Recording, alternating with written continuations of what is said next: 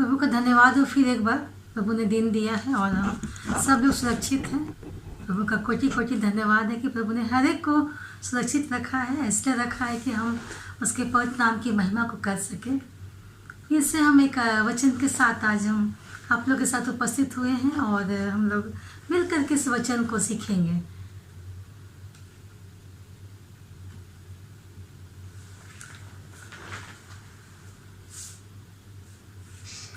देखते हैं वचन हमसे क्या बात करता है।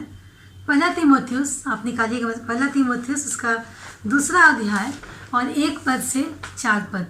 पहला तीमुथियुस 2 अध्याय और 1 पद से 4 पद। उसमें ऐसा लिखा हुआ है कि अब मैं सबसे पहले यह आग्रह करता हूँ कि विनती और प्रार्थना और निवेदन और धन्यवाद सब मनुष्यों के लिए किए जाएं, राजाओं और सब ऊंचे पद वालों के निर्मित, इसलिए कि हम विश्वास और चैन के साथ सारी भक्ति और गंभीरता से जीवन बिताएं। यह हमारे उद्धारकर्ता परमेश्वर को अच्छा लगता है और भाता भी है, और जो यह चाहता है कि सब मनुष्यों का उद्धार हो और वे सत्य को भली भांति पहचान सके। आमीन। परमेश्वर का वचन आज हमें स्पष्ट रूप से बताता है कि हमें इस समय, इस गंभीर परिस्थिति में हमें हर लोगों के लिए हमें प्रार्थना, निवेदन, धन्यवाद के साथ करना है। ये पौलुस का वचन आज के दिन हमें बताता है। इसमें पहला तीमुथियुस उसका 2 अध्याय में स्पष्ट रूप से बता रहा है। वो चाहता है कि बिना कोई भेदभाव के हर मनुष्य के लिए, विशेषकर जो ऊंचे पद वाले हैं, अर्थात जो हमारे देश के चलाने वाले हैं, जो हमारे राज्य को चलाने वाले हैं, जो हमारे उच्च अधिकारी हैं, उन सब के लिए पौलुस चाहता है कि हम लोग प्रार्थना करें और लगातार प्रार्थना करें। वो चाहता है कि बिना भेदभाव किसी बात को मन में किसी प्रकार की बैर को भावना को रखते नहीं, बल्कि वो कहता है कि धन्यवाद के साथ हर एक लोगों के लिए प्रार्थना निवेदन करने का आग्रह करता है। और वो चाहता है कि ये सारी बातें लगातार हम लोग एक दूसरे के साथ मिलकर हम लोग आयोजित करें, नियोजित करें, ताकि हम लोग एक साथ प्रभु की उपस्थिति में आकर इन सारे विषयों के लिए प्रार्थना करते हैं। हमारे देश के चलाने वाले, हमारे माननीय प्रधानमंत्री से लेकर हमारे राज्य के हमारे माननीय मुख्यमंत्री से लेकर हर एक कैबिनेट मंत्री, हमारे उच्च पदवी के जितने लोग हैं, सब के लिए प्रभु चाहता है कि हम लोग आज प्रार्थना करें। ये वचन हमें स्पष्ट रूप से बताता है। वो चाहता है कि हमारा जो देश है वो न्याय, धार्मिकता और न्यायपूर्वक चेतना के साथ रहे, इसलिए प्रभु चाहता है कि हम लोग प्रार्थना करें। हम लोग दूसरा इफिसियों की कलीसिया जो है कहती है, वो हर एक को, यहाँ पर इफिसियों की कलीसिया के द्वारा बताया गया है कि हर एक प्रार्थना को करनी है, वो परंतु विशेषकर सरकारी अगुओं के लिए स्पष्ट वचन में बताता है। पौलुस चाहता है कि जो सरकारी अगुए हैं उन लोगों के लिए प्रार्थना करें, हमारे राज्यपालों के लिए प्रार्थना करें, हम किए कि उनका उद्धार मिलने पाए।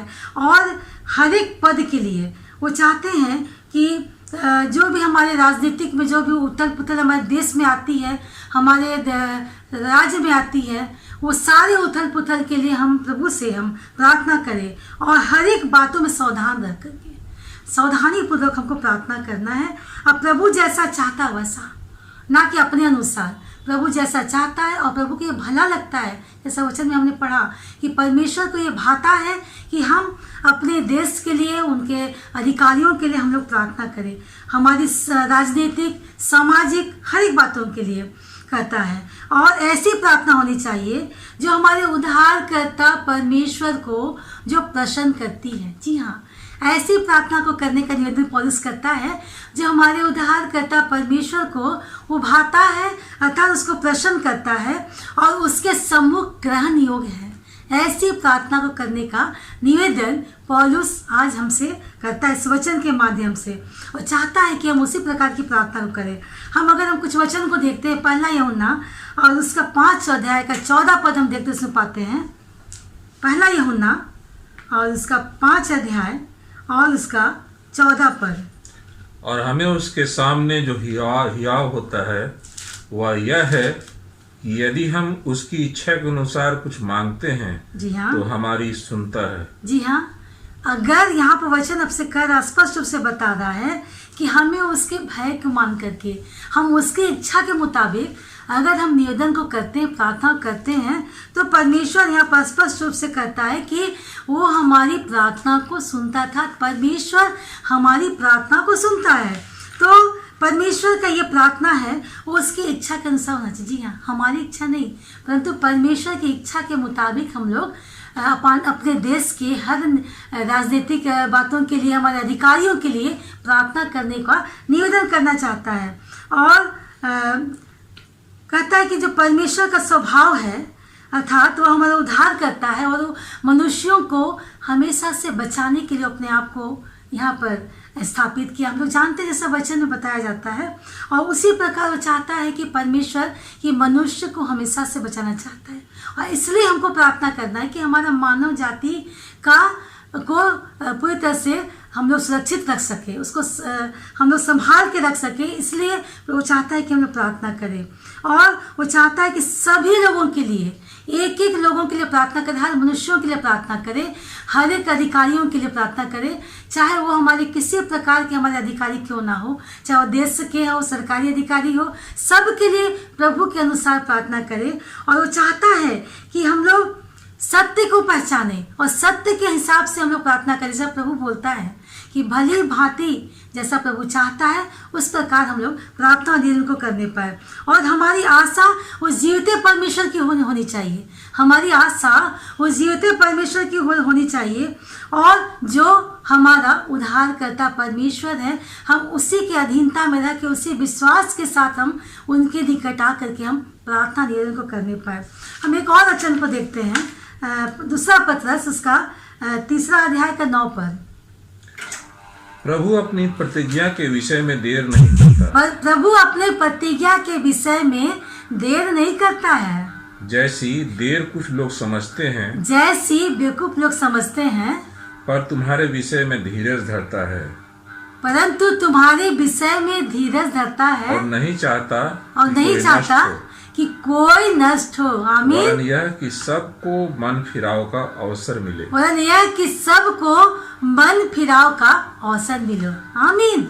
सचमुच में प्रभु अद्भुत बात को कहता है। जी हाँ, प्रभु चाहता है कि हर एक को मन फिराव का मौका मिले। अर्थात हमारे जो देश है वो हमेशा न्याय पूर्वक हमारे देश को चलना चाहिए।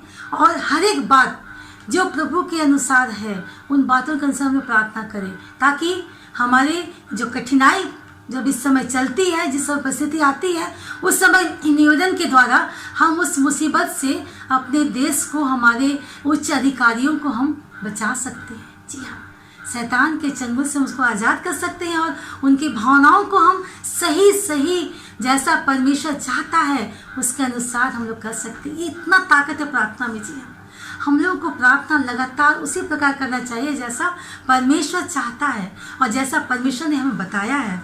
एक वचन को पढ़ते हैं, यूहन्ना रचित सुसमाचार उसका 14 अध्याय और उसका 6 पद हमें क्या बताता है। यीशु ने उससे कहा, मार्ग और सत्य और जीवन मैं ही हूँ। जी हाँ, मार्ग और सत्य और जीवन मैं हूँ। बिना मेरे द्वारा कोई पिता के पास नहीं पहुंच सकता है। आमीन। स्पष्ट रूप से परमेश्वर वचन हमें बता रहा है कि हमें परमेश्वर के अनुसार प्रार्थना करना चाहिए जैसा परमेश्वर चाहता है। जी हाँ, क्योंकि परमेश्वर यहाँ पर वचन हमें स्पष्ट रूप से बता रहे, क्योंकि वही मार्ग है, वही जीवन है, वही सत्य है। जी हाँ, तो जब हमारे पास मार्ग भी है, सत्य भी है, जीवन भी है, तो हम क्यों ना प्रभु के अनुसार हम प्रार्थना को करें जैसा प्रभु चाहता है कि हम आज के दिन हम लगातार अपने उस अधिकारियों के लिए प्रार्थना करें जैसा पौलुस यहाँ पर इफिसुस की कलीसियाओं को बताता है, इफिसियों की कलीसियाओं को बताता है, वैसा प्रार्थना निवेदन हम करने पाए, ताकि प्रभु उन सारे प्रार्थना निवेदन को वो प्रभु ग्रहण योग्य बनाए और शीघ्रता से उन सारे प्रार्थना को सुने प्रभु। और हमारे देश में, हमारे राज्य में एक अमन शांति हमारे समाज में आने पाए। तो प्रभु को धन्यवाद हो कि सुंदर वचन है जो प्रभु आज के दिन हमें दिया है। और इस वचन के माध्यम से एक बात तो सही में, एक बात तो श्योर है कि हम जो कुछ भी है आज हम प्रभु के नाम से है, और वही प्रभु है जो हमें स्थिरता प्रदान करता है, चाहे कितना भी उथल पुथल क्यों ना आ जाए, तो उसके वचन में वो ताकत और सामर्थ्य है। तो हम प्रभु का धन्यवाद करते हैं सद्भुत वचन के लिए। आइए हम प्रार्थना करें। धन्यवाद करते हैं पिता परमेश्वर कि तू जैसा चाहता है प्रभु जी कि हम तुझसे बातें करें प्रभु जी, और तुझको जो भाता है प्रभु जी, क्योंकि पिता परमेश्वर प्रभु जी तू उसी प्रकार चाहता है जैसा कि हमें प्रार्थना करना चाहिए। तो प्रभु जी हम उसी प्रकार प्रार्थना करें पिता परमेश्वर।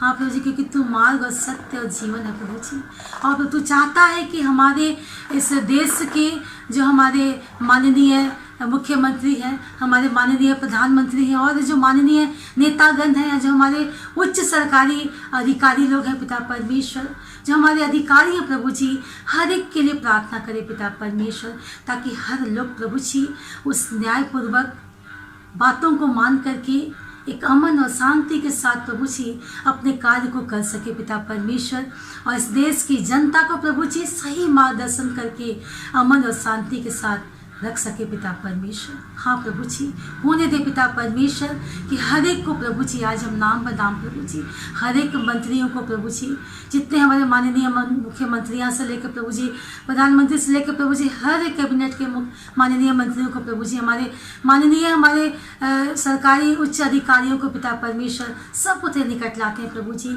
तो हर एक क्यों प्रभु जी वो अच्छा चाल चलन, अच्छा स्वभाव, अच्छा व्यवहार और न्याय प्रभु जी प्रणाली के मुताबिक प्रभु जी अपने उस शासन को कर सके पिता परमेश्वर, ताकि प्रभु जी हम जनता को किसी प्रकार की दुख और तकलीफ और परेशानी का सामना ना करना पड़े पिता परमेश्वर। अनुग्रह करना, दया करना पड़े, सबको नाम बनाम प्रभु जी एक एक को तेरे हाथों में सौंप देते हैं पिता परमेश्वर। जितने लोग देखते हैं प्रभु जी उन्हें भी तो बहुत ऐसे आशीष दे प्रभु जी कि हर लोग तेरे साथ साथ प्रभु जी तेरे संगति में और तेरे निवेदन और प्रार्थना और धन्यवाद के साथ तेरे सम्मुख उपस्थित होने पाए पिता परमेश्वर। धन्यवाद करते प्रभु जी कि तूने हमारी प्रार्थना दिन को सुना है पिता परमेश्वर। धन्यवाद के साथ प्रार्थना प्रभु के नाम से मांगते हैं, आमीन और आमीन।